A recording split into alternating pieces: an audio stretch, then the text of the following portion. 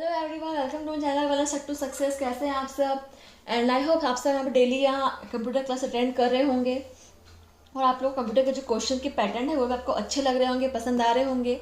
और आप देख सकते हैं हम धीरे धीरे जो पेपर का जो लेवल है वो बढ़ा रहे हैं। क्वेश्चन का जो यहाँ पे डिफिकल्टी लेवल है वहाँ बढ़ा रहे हैं, हम धीरे धीरे बढ़ा रहे हैं। ठीक है, चलिए स्टार्ट करते हैं आपका सेशन कंप्यूटर का। तो पहला क्वेश्चन आप देख सकते हैं 149। यहाँ पे वे उपकरण जो कंप्यूटर से सीधे संपर्क में ना होकर अपने नियंत्रण में ही कार्य करते हैं कहलाते हैं। तो ऑप्शंस देख लीजिए यहाँ पे, offline input devices, online input devices, A व बी दोनों या इनमें से कोई नहीं। क्वेश्चन नंबर 149, तो राइट आंसर क्या हो जाएगा फ्रेंड्स, बताइए।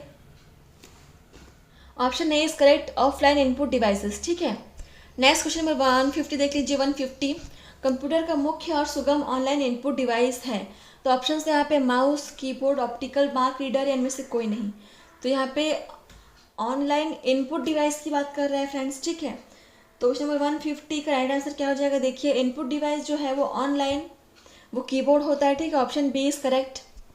क्वेश्चन नंबर 151, एक कंप्यूटर की क्लॉक स्पीड का मापन किया जाता है। तो ऑप्शन है फ्रेंड्स यहाँ पे मेगाबाइट एवं गीगाबाइट्स, मेगा हर्ट्स एवं गीगा हर्ट्स में, बिट्स एवं मेगा बिट्स में, या नैनो सेकेंड्स व पिको सेकेंड्स में। बताइए फ्रेंड्स 151 क्वेश्चन का राइट आंसर क्या हो जाएगा। तो फ्रेंड्स राइट आंसर हो जाएगा friends option B, megahertz एवं गीगा हर्ट्स में। ठीक है, क्वेश्चन नंबर 152 देख लीजिए। एक कंप्यूटर अपनी सभी गणितीय एवं तार्किक गणनाएं करता है। तो ऑप्शन है सेंट्रल प्रोसेसिंग यूनिट में, मेमोरी यूनिट में, आउटपुट यूनिट में, या विजुअल डिस्प्ले यूनिट में। तो कंप्यूटर अपनी गणितीय तार्किक गणनाएं करता है, वो कहाँ करता है। क्वेश्चन नंबर 152 राइट आंसर क्या हो जाएगा, बता दीजिए। देख लीजिए, आप लोग क्वेश्चन को पढ़ लीजिए। तो फ्रेंड्स यहाँ पे जो हम लोग क्वेश्चन की पैटर्न लेकर आते हैं वो बहुत सिलेक्टिव क्वेश्चन लेकर आते हैं यहाँ पे। ठीक है, इनमें से कुछ क्वेश्चन ऐसे भी हैं जो कई एग्जाम में यहाँ पे पूछे जा चुके हैं और बार बार रिपीट भी होते हैं। ठीक है, अगर आपको कई क्वेश्चन ऐसे रिपीट नज़र आते भी हैं तो आप उनको ऐसे लीजिए, या फिर आप सोच समझ लीजिए उन क्वेश्चंस को कि ये रिपीट हो रहे हैं, मतलब इनकी इंपॉर्टेंस कितनी ज़्यादा होगी कि ये बार बार रिपीट हो रहे हैं। मतलब जो क्वेश्चन जितना रिपीट हो रहा है वो उतना ही इंपॉर्टेंट है फ्रेंड्स। और रिपीट करने का अर्थ मतलब ये है कि आप उस चीज़ को रिपीट करें और आप उस चीज़ को बार बार देखें और आपको क्वेश्चन याद हो जाए, वो आंसर आपको याद हो जाए। ठीक है, इसलिए आपको जो इंपॉर्टेंट क्वेश्चन है उनको रिपीट वे में आपको पढ़ाया जाता है। ठीक है, तो question number 152 right answer is option A, central processing unit में हम करते हैं गणनाएं। क्वेश्चन नंबर 153 है, निम्नलिखित में से कौन सा सूचना प्रौद्योगिकी परिभाषित नहीं है। तो ऑप्शन है लॉगिन, मॉडेम, पासवर्ड या पिनाका। तो क्वेश्चन नंबर 153 आप पढ़ लीजिए क्या हो जाएगा। तो यहाँ पे ऑप्शन डी हो जाएगा फ्रेंड्स, पिनाका इसमें संबंधित नहीं है। ठीक है, क्वेश्चन नंबर 154 देख लीजिए, ऑप्टिकल कैलकुलेटर रीडर पढ़ सकता है। तो क्या पढ़ सकता है, ऑप्शंस देख लीजिए यहाँ पे, केवल मशीन एवं प्रिंट किए गए डेटा को, मशीन एवं हाथों के द्वारा प्रिंटेड अक्षरों एवं संख्याओं को, उपयुक्त दोनों को, केवल हस्तलिखित सामग्री को छोड़कर, और मशीन को। बताइए ऑप्टिकल कैरेक्टर रीडर OCR किसको पढ़ सकता है। क्वेश्चन नंबर 154, तो केवल मशीनी लैंग्वेज को पढ़ सकता है friends, option D is correct. Question number 155 देख लीजिए, मैग्नेटिक टेप का कार्य क्या है। तो ऑप्शन है यहाँ पे इनपुट मीडिया की तरह, आउटपुट मीडिया की तरह, सेकेंडरी स्टोरेज मीडिया की तरह, ये उपयोग सभी की तरह। बताइए फ्रेंड्स क्या हो जाएगा right answer. Question number 155 right answer is option D. तो यहाँ पे आउटपुट, इनपुट, सेकेंडरी स्टोरेज सभी की तरह यहाँ पे कार्य कर सकता है कौन, मैग्नेटिक टेप। ठीक है, क्वेश्चन नंबर 156 देख लीजिए, डेटा प्रोसेसिंग का सर्वाधिक मितव्ययी ढंग है। तो ऑप्शन है यहाँ पे batch processing, transaction processing, distribution processing, या रियल टाइम प्रोसेसिंग। बताइए फ्रेंड्स 156 राइट आंसर क्या हो जाएगा।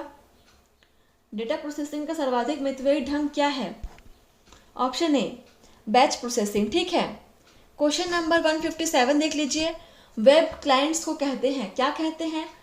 ऑप्शन है फ्रेंड्स यहाँ पे वेब सर्वर, वेब ब्राउज़र, उपयुक्त दोनों, या इनमें से कोई नहीं। क्वेश्चन नंबर 157 बताइए फ्रेंड्स। तो फ्रेंड्स यहाँ पे जो कंप्यूटर के जो क्वेश्चंस आते हैं एग्जाम में वो बहुत सिलेक्टिव टाइप के आते हैं, क्योंकि ज़्यादा क्वेश्चंस एग्जाम में आते नहीं हैं। आपको 10 या 15 क्वेश्चन से आपको पूछता है कंप्यूटर के। ठीक है, और 15 क्वेश्चन आपके आ सकते हैं पेडागोजी, कंप्यूटर पेडागोजी से। लेकिन जो 15 क्वेश्चन जो आपके आते हैं ना फ्रेंड्स, बहुत सेलेक्टिव आते हैं, तो आप कुछ नहीं छोड़ सकते इसमें से। तो अब हार्ड, मीडियम, इजी आपको सभी चीज़ें कवर करना है, क्योंकि कुछ कह नहीं सकते कि जो एग्जामिनर है वो किस पैटर्न में आपका एग्ज़ाम पेपर वो बनाए, ठीक है। तो यहाँ पे आप देख सकते हैं हम हर जो लेवल है, हर लेवल के क्वेश्चन उठा के हम आपको यहाँ प्रैक्टिस करा रहे हैं, ठीक है। तो आप प्रैक्टिस करिए, आपको लेवल आपको समझ में आ जाएगा धीरे धीरे। क्वेश्चन नंबर 157 का राइट आंसर हो जाएगा ऑप्शन बी, वेब ब्राउज़र, ठीक है। क्वेश्चन नंबर 158 देख लीजिए, MS वर्ड का उदाहरण है। MS वर्ड ऑप्शन से application software, system software, operating system या ट्रांसलेटिंग प्रोग्राम। तो MS वर्ड वो क्या है बताइए। तो MS वर्ड तो सब जो लोग यूज़ करते हैं उन लोगों को पता ही होगा। MS वर्ड तो आजकल बहुत कॉमन है, ये एक एप्लीकेशन सॉफ्टवेयर है, सभी को पता है। Option A is correct. Question number 159 देख लीजिए, वर्ड का लाभ है। वर्ड पूछा है फ्रेंड्स यहाँ पे, ठीक है। तो ऑप्शन है पत्र लेखन संबंधी कार्यों में, व्याख्यान तैयार करने संबंधी कार्यों में, परीक्षा पत्र तैयार करने में, उपयोग सभी में। तो वर्ड पूछा है फ्रेंड, ठीक है, वर्ड। तो 159 राइट आंसर इज इन सभी में इसका उपयोग किया जाता है। Option D is correct. Question number 160 देख लीजिए, एक अध्यापक प्रश्न बैंक तैयार कर सकता है, तो किसकी सहायता से कर सकता है। तो ऑप्शन से यहाँ पे MS वर्ड की सहायता से, एक्सेल की सहायता से, पावर पॉइंट की सहायता से, या उपयोग सभी की सहायता से। तो क्वेश्चन बैंक आप तैयार करेंगे किसकी सहायता से, 160। तो यहाँ पे राइट आंसर क्या हो जाएगा, ऑप्शन ए, MS वर्ड की सहायता से, ठीक है। क्वेश्चन नंबर 161 देख लीजिए, आपके कंप्यूटर में बनी परमानेंट मेमोरी को क्या कहते हैं। जो परमानेंट मेमोरी है उसे आप क्या कहेंगे। तो ऑप्शन है यहाँ पे रैम, रोम, CPU या सी रोम। बताइए, permanent memory 161 right answer is ROM. Random बताइए क्या हो जाएगा, रीड ऑनली मेमोरी है ये, ठीक है। रैंडम एक्सेस मेमोरी रैम को कहा जाता है, तो ये रोम में रीड ऑनली मेमोरी। तो क्वेश्चन नंबर 162 देख लीजिए, विंडोज़ डेस्कटॉप पर विभिन्न एप्लीकेशन और डॉक्यूमेंट खालिस्तान द्वारा रिप्रेजेंट किए जाते हैं। तो ऑप्शन है यहाँ पे सिंबल्स, लेबल्स, ग्राफ या icon. 162 right answer is icon के थ्रू, ठीक है। Option D is correct. Question number 163 देख लीजिए, कौन सा सॉफ्टवेयर कंप्यूटर के हार्डवेयर में जान डालता है, ठीक है। तो बताइए, ऑप्शन है सिस्टम, एप्लीकेशन, प्रोग्राम या मेमोरी। तो ये सिस्टम है, ये सॉफ्टवेयर हार्डवेयर में जान डालता है, ठीक है। Option A is correct. Question number 164 देख लीजिए, कंप्यूटर में IBM का पूरा नाम क्या है। तो ऑप्शन है यहाँ पे Indian brain machine, Indian business machine, international business machine या इंटरनेशनल ब्रेन मशीन। बताइए कंप्यूटर में IBM का पूरा नाम क्या है। 164 right answer is international business machine होगा friends. Option C is correct. Question number 165, floppy disk किस प्रकार की मेमोरी संबंध रखती है। तो ऑप्शन है भीतरी, बाहरी, दोनों या इनमें से किसी में भी नहीं। तो क्वेश्चन नंबर 165 राइट आंसर क्या हो जाएगा फ्रेंड्स, ऑप्शन बी, ये जो है बाहरी मेमोरी से संबंधित रखती है, ठीक है। फ्लॉपी डिस्क एक्सटर्नल मेमोरी है। Option B is correct. Question number 166 देख लीजिए, रैंडम एक्सेस मेमोरी निम्न में से किसे कह सकते हैं हम। तो ऑप्शन है रैम, रोम, पी रोम या उपयोग सभी। तो अभी हमने पढ़ा हुआ है ऊपर पहले क्वेश्चन में रैम, रोम। तो बताए रैंडम एक्सेस मेमोरी हम किसे कहेंगे। Question number 66 option A is correct. Random access memory यानी रैम, ठीक है।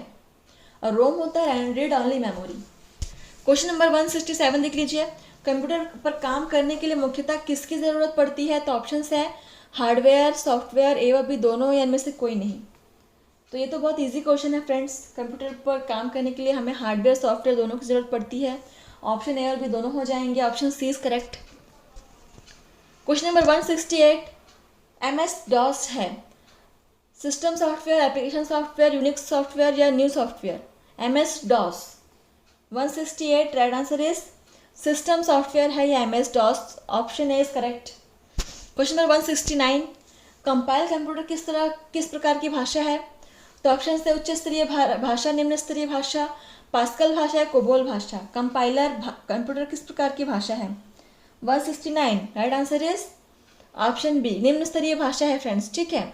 Option B is correct. Question number 170 देख लीजिए, कंप्यूटर में पावर सप्लाई सिस्टम में प्रयुक्त SMPS का अर्थ क्या है? तो बताइए। Switch mode power supply, service mode power supply, sure module power supply, secure module power supply. SMPS का फुल फॉर्म क्या है? Question number 170। Switch mode power supply इसका फुल फॉर्म होता है, ठीक है। Option A is correct. Question number 171। Computer program का उत्पादन ज्ञात किया जाता है। तो यहाँ पे आप देख लीजिए, यहाँ पे आपको लिखे हुए हैं ए बी, आप देख सकते हैं। तो ऑप्शंस है 20.40, 30 से 90, 40, 60, इनमें से कोई नहीं। कंप्यूटर प्रोग्राम का उत्पादन ज्ञात कीजिए, आपको कंप्यूटर प्रोग्राम का उत्पादन ज्ञात करना है आपको। 171 right answer is option C, ठीक है। क्वेश्चन नंबर 172 और आज का लास्ट क्वेश्चन है फ्रेंड्स, देख लीजिए। कंप्यूटर में निम्नलिखित में से कौन सा साधन शीघ्रतम आगत यानी इनपुट और आउटपुट भंडारण करने वाला है? तो ऑप्शंस है teletypewriter, visual display unit, magnetic floppy disk, या इनमें से कोई नहीं। 172 right answer is option C, magnetic floppy disk, ठीक है। तो इस प्रकार से फ्रेंड आपका सेशन है यहीं पे समाप्त होता है। आप बिल्कुल हमें कमेंट करके बता सकते हैं आपको सेशन कैसा लगा, आप फीडबैक दे सकते हैं हमें। आपकी फीडबैक हमारे लिए बहुत इंपॉर्टेंट है फ्रेंड्स, ठीक है।